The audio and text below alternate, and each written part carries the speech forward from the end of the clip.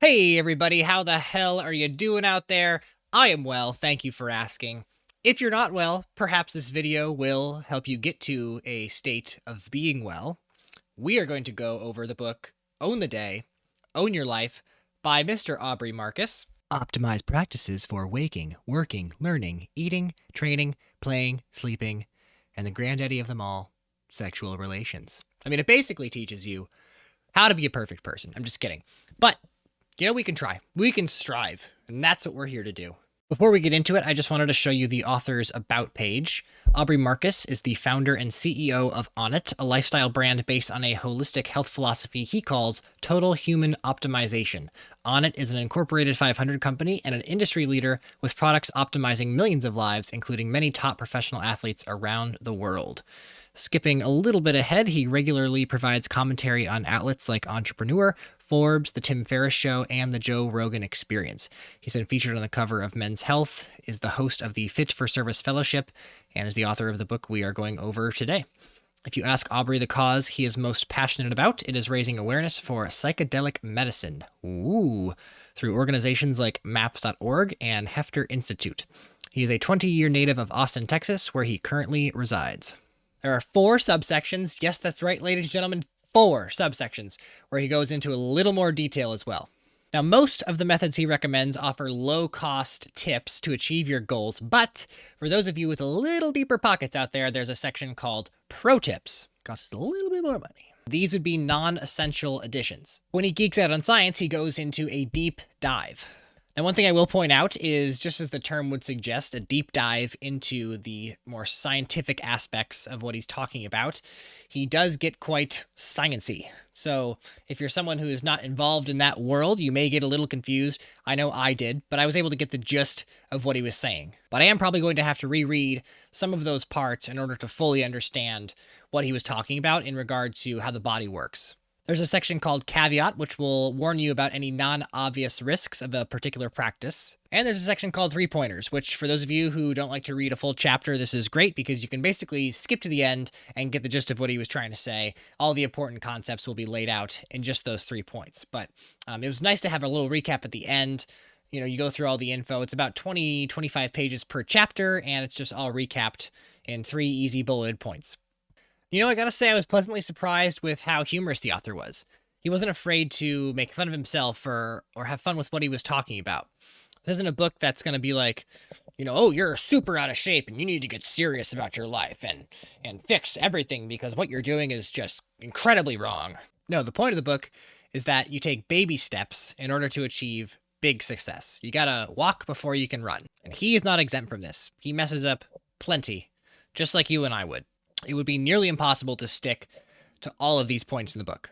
But the great part that he tells you is that you don't have to, because it probably wouldn't be fun. Enjoy yourself a little bit every now and then. The book does not try to build Rome in a day. It's all about taking advantage of moments, like very small choices, but making good choices that lead to more productivity throughout the day. Not only that, but he also places an emphasis on mental health, and he offers meditation techniques, breathing techniques, recipes that will help your body ebb and flow where your body wants to go. What are your goals for the day? What mood are you trying to be in? Do you want to be relaxed? Do you want to be focused?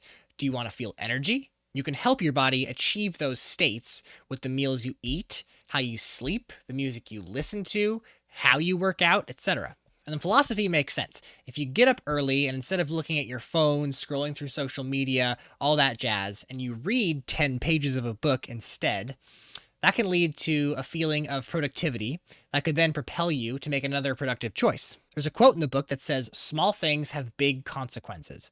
Over time, those consequences compound.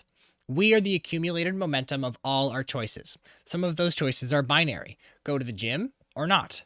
That choice in that moment is going to change your day. Over time, that choice will change your life.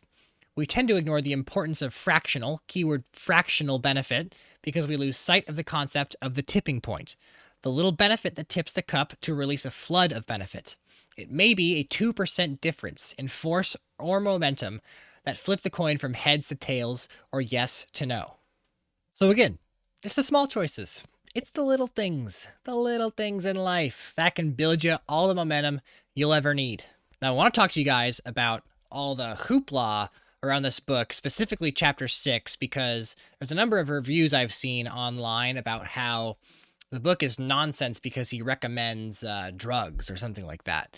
And if you read the book, that's really not what he does. At least not in my opinion, anyway. Chapter 6 is called Power Plants, and it's all about the ways you can use substances like tobacco, nicotine, tea, caffeine, all of those to your advantage.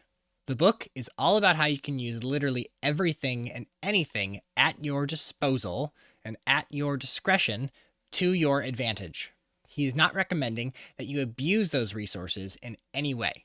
Rather, he outlines how our ancestors, a long time ago in a galaxy far, far away, were able to use them organically, not wrapped up in some paper to smoke them, but to improve their lives and cognitive abilities. Now, that is one of those chapters I'm going to have to read again because he takes a deep dive into the science, and it was fairly dense with the terms he used that I was unfamiliar with, but it was clear to me that he wasn't condoning the abuse of any of those substances. Now, before we wrap this up, I would love for you to like and comment below. Tell me what you think. If you've read the book, let me know your thoughts. Also, I'd love feedback on how I'm doing. I just started and got into this, so if this is an effective review for you, let me know. I'm constantly retooling how I do this, and any feedback, positive or negative, is appreciated.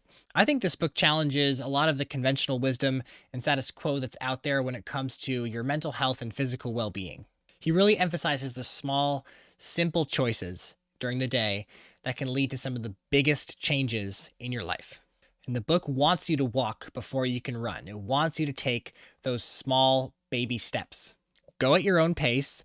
Don't let anybody tell you different. Apply what works for you, but make sure you commit. Harness the power of making small changes and you'll be surprised. You will be surprised where that will take you.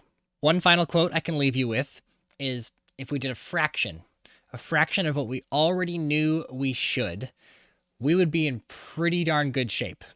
Sometimes you just need a reminder and a kick in the ass to get it done. So read the book, Own the Day, Own Your Life by Aubrey Marcus, and most importantly, have some fun. See where it takes you. There are 4 subsections. Yes, that's right, ladies and gentlemen. 4 subsections. Say that. Say that word like 5 times fast. 4 subsections. Subsection.